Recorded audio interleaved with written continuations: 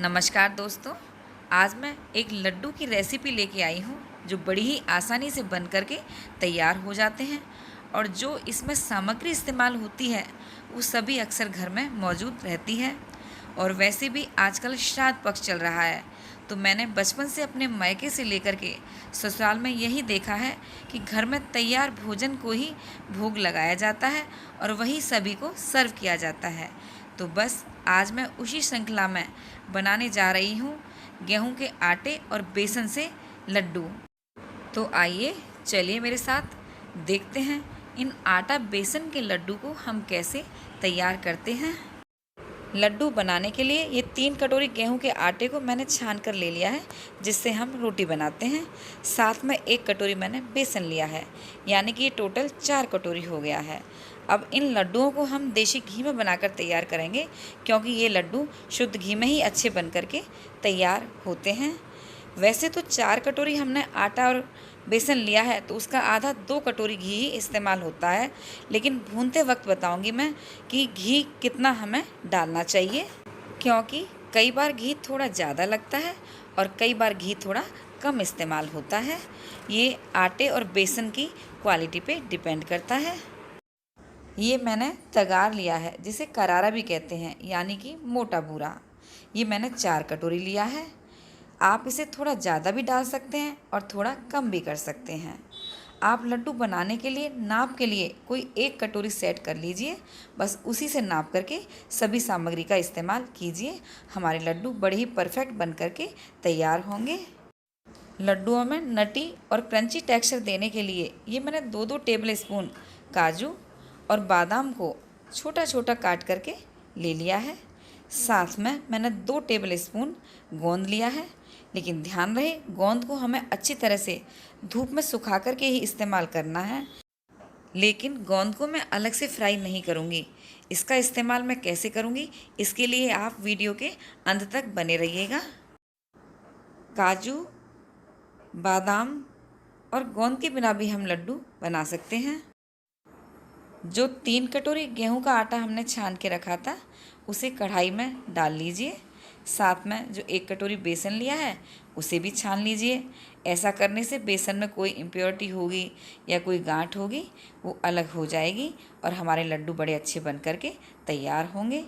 अब गैस की flame on कर लीजिए और लो टू मीडियम फ्लेम पर हल्का गर्म होने तक इसे ड्राई रोस्ट कर लीजिए। जब कभी आप बेसन के लड्डू बनाएं या किसी में बेसन ऐड करें, तो इसे ड्राई रोस्ट ज़रूर कीजिएगा। ऐसा करने से बेसन का अरोमा बड़ा ही अच्छी तरह से आता है और लड्डू हमारे ज़्यादा स्वादिष्ट बन करके तैयार होते हैं। आटे और बेसन को रोस्ट करते हुए हमें लगभग 10 मिनट हो गए हैं। ये गर्म भी हो गया है। बस इसी स्टेज पर इसमें आप घी मिला दीजिए।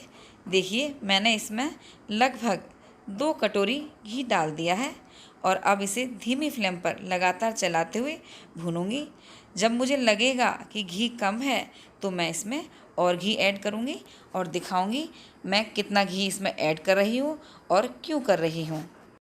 घी मिलाने के बाद हमने इसे 5 मिनट भून लिया है। देखिए, ये हमें हल्का ड्राई लग रहा है, तो हम इसमें 2 टेबल स्पून घी और मिला देंगे और इसी तरह धीमी फ्लेम पर इसे भून लेंगे। यदि हम लड्डुओं में ड्राई फ्रूट और गोंद इस्तेमाल नहीं करेंगे, तो जो पहले हमने घी डाला था उतना पर्याप्त था, क्योंकि भुनने के बाद आटा हल्का हो जाता है और उससे घी रिलीज होने लगता है। लेकिन हमें ड्राई फ्रूट और गोंद डालना है, तो गोंद हमारे घी को सौखेगा, इसलिए हमने 2 टेबल स्पून घी और डाल दिया है, जो अब ठीक रहेगा। बेसन और आटे को भूनते हुए हमें टोटल 20 मिनट हो गए हैं और घी मिलाने के बाद हमने इसे लगभग 10 मिनट भूना है। तो देखिए, घी अब इसमें पर्याप्त है, क्योंकि जैसे जैसे हमारा आटा बेसन भुनता जाएगा, घी रिलीज होता जाएगा। और देखिए, घी की इस समय बिल्कुल परफेक्ट कंसिस्टेंसी है। बस इसी तरीके से धीमी फ्लेम पर इसे लगातार चलाते हुए इसी तरह से भूनते रहिए, ताकि हमारा आटा और बेसन सतह में लगे नहीं और हमारे लड्डू अच्छे बनकर तैयार हों। आटे और बेसन को भूनते हुए हमें लगभग आधा घंटा हो गया है। कड़छी से लेबल करके देखते हैं तो ऊपर हमें हल्का हल्का घी नज़र आता है। आटा हमारा लगभग भुन गया है। अब जो हमने गोंद लिया था उसे मिक्सी में हमने इस तरीके से पाउडर फॉर्म में बना लिया है। अब आधा गोंद अभी इसमें डाल दीजिए और मीडियम फ्लेम करके इसे लगातार चलाते हुए 1 मिनट के लिए भून लीजिए। देखिए हमने 1 मिनट गोंद डालने के बाद इसे भून लिया है। अब जो बाकी बचा हुआ गोंद है उसे भी इसमें ऐड कर दीजिए और लगातार इसी तरह से चलाते हुए इस आटे को भून लीजिए। अब गैस की फ्लेम दोबारा धीमी कर लीजिए और लगातार चलाते हुए इसी तरह से आटे और बेसन को भूनते रहिए। हमने गोंद डालने के बाद इसे लगभग 2 मिनट भून लिया है और देखिए जो गोंद हमने डाला था वो कोरसली पिसा हुआ था। तो देखिए इस तरीके से हमारा गोंद फूल करके इसके दाने नज़र आ रहे हैं। बस इसी तरह लगातार चलाते हुए इसे थोड़ी देर और भून लीजिए। गोंद को ऐड करे हुए हमें लगभग 2 से 3 मिनट हो गए हैं और गोंद हमारा अच्छी तरह से भून चुका है। अब जो हमने बादाम और काजू को टुकड़ों में लिया था उन्हें भी इसमें डाल दीजिए और लगातार चलाते हुए धीमी फ्लेम पर 2 मिनट के लिए और भून लीजिएगा। काजू बादाम डालने के बाद हमने लगभग 2 मिनट और भून लिया है।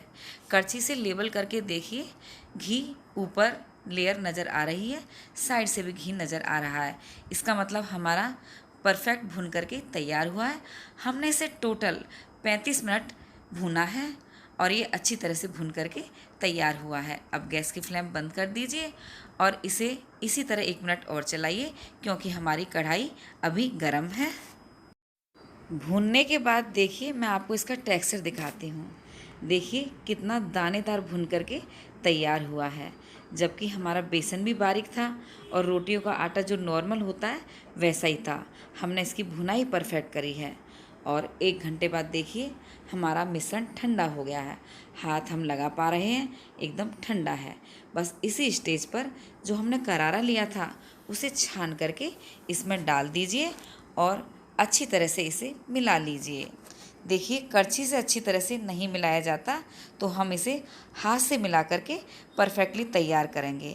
देखिए लड्डू का मिश्रण में पूरा अच्छी तरह से मिल गया है और अब हम इसके लड्डू बना करके तैयार करेंगे।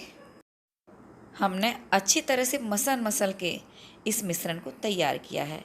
अब इसे एक साइड में इकट्ठा कर दीजिए और थोड़ा थोड़ा पोर्शन हाथ में लीजिए और हथेली और उंगलियों से दबाते हुए इस तरीके से लड्डू बना करके तैयार कीजिए।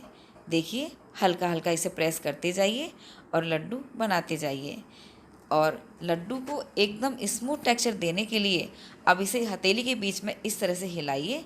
देखिएगा हमारा परफेक्ट लड्डू बन करके तैयार है और इसे एक प्लेट में रखते जाइए। आइए मैं आपको एक और लड्डू बना करके दिखाती हूँ। सेम इसी तरीके से थोड़ा सा मिश्रण अपने हाथ में लीजिए, उंगली और हथेली की मदद से दबाते हुए गोलाकार तैयार कीजिए और स्मूथ टेक्सचर देने के लिए इस तरीके से इसे हथेली के बीच में हिला लीजिए। देखिए दूसरा लड्डू भी हमारा बनकर तैयार है और इसी प्लेट में रखते जाइए। ठीक इसी तरीके से सभी लड्डू बना करके तैयार कर लीजिए और लड्डू तैयार करने के बाद अच्छी लुक देने के लिए इस पर थोड़ा सा चांदी का वर्क लगा दीजिए। लीजिए हमारे आटा बेसन के स्वादिष्ट लड्डू बन करके तैयार हैं। तो मेरी बताई गई विधि के अनुसार आप भी इन स्वादिष्ट लड्डुओं को बनाइए और अपना फीडबैक कमेंट सेक्शन में ज़रूर दीजिए।